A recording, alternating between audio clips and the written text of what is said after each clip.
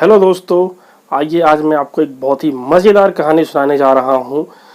इस कहानी को आप पूरा सुनिए, आपको बहुत मज़ा आएगा। हमारी कहानी शुरू होती है। कहानी में एक लड़का है जिसका नाम है भोलू। एक गांव में वो अपनी माँ के साथ रहता है।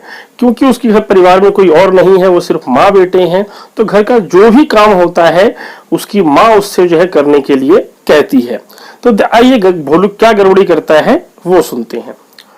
एक बार उसकी माँ कहती है कि बेटा जाओ बाजार से गेहूं पिसवा कर ले आओ।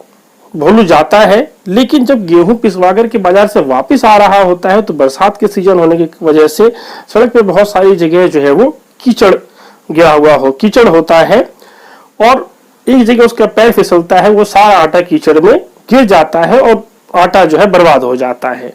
जब वो घर आता है तो उसकी माँ उसे डांटती नहीं है, बल्कि बड़े प्यार से समझाती है कि बेटा तुम जो है गांव आने वाले किसी बैलगाड़ी पर किसी गाड़ी पर अगर वो आटे की बोरी रख देते तो गांव में बड़े आराम से जो है हमारे घर तक वो आटा पहुंच जाता और गिरता नहीं और हमारा नुकसान जो है वो नहीं होता। भोलू इस बात को याद रखता है कि माँ ने कहा है किसी गांव के किसी आ रहे बैलगाड़ी पर जो है सामान रख देना है। अगली बार उसकी माँ उसे कहती है कि बेटा बाजार जाओ और बाजार जाकर के एक सुई लेके आओ। भोलू बाजार जाता है और एक सुई जो है दुकान से खरीदता है और जब वापस आ रहा होता है तो उसकी बात जो है उसकी माँ की बात उसे याद आ जाती है कि गांव का कोई गाड़ी आ रहा हो तो उस पर सामान रख देना है। तो वो देखता है कि गांव की तरफ जाने वाला एक बैलगाड़ी जो कि भूसे से लदा हुआ है जा रहा है, उसमें उसने सुई को जो है उस भूसे की ढेर में डाल दिया। जाहिर सी बात है कि जब वापस गांव पहुंचा तो बहुत ढूंढने के बाद भी वो सुई जो है उसे उस भूसे की ढेर में नहीं मिली।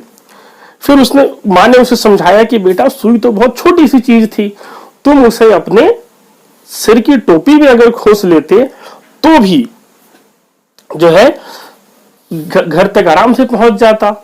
बोलू कहता है ठीक है।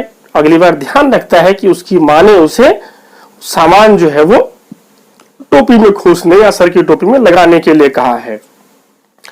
अगली बार भोलू को उसकी माँ कहती है कि जाओ बेटा बाजार से मक्खन लाना है। भोलू बाजार जाता है, मक्खन खरीदता है। गर्मी का सीजन है, गर्मी बहुत ज्यादा है उस दिन। वो सोचता है कि मैं इसे घर मक्खन को कैसे ले जाऊं। तो दोस्तों पुराने जमाने में जो मक्खन दिया जाता था वो ऐसे ही कागज के डोंगे में दिया जाता था, कोई प्लास्टिक का पैकेट नहीं होता था। तो भोलू थोड़ी देर हाथ में लेकर चलता है, लेकिन इसे फिर माँ की बात याद आती है कि इसे जो है टोपी में रख देना है और आराम से घर पहुंच जाएगा। तो उसे टोपी में तो टांग नहीं सकता था, तो क्या करता है कि अपने सर पे रखता है और उस टोपी को जो है वो ऊपर से पहन लेता है, घी नीचे रख करके, मक्खन नीचे रख करके। और जब वो घर पहुंचता है तो धूप तेज होने की वजह से वो सारा मक्खन जो है वो पूरी तरह से पिघल कर बह जाता है और डोंगे में जो है कुछ मक्खन भी नहीं बचता है। उसकी माँ फिर समझाती है कि बेटा तुम हर बार इसी तरह की मूर्खता करते रहोगे तो तुम जीवन में आगे कैसे बढ़ोगे। लेकिन भोलू की मूर्खता इसी तरह से जारी रहती है।